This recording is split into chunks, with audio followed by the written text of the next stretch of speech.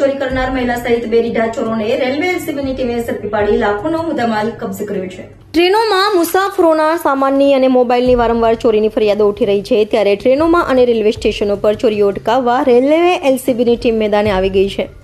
તો ટ્રેનોમાં ચોરી કરનારાઓને ઝડપી પાડવા રેલવે એલસીબીની ટીમે સતત કામગીરી હાથ ધરી છે અને ગત 27 ફેબ્રુઆરીના રોજ તિરુચાપલ્લી સ્પેશિયલ એક્સપ્રેસ ટ્રેનમાં મુસાફરી કરતી મહિલાનું સોનાના દાગીના, મોબાઈલ સહિતની મત્તા મૂકેલ પર્સની ચોરી કરી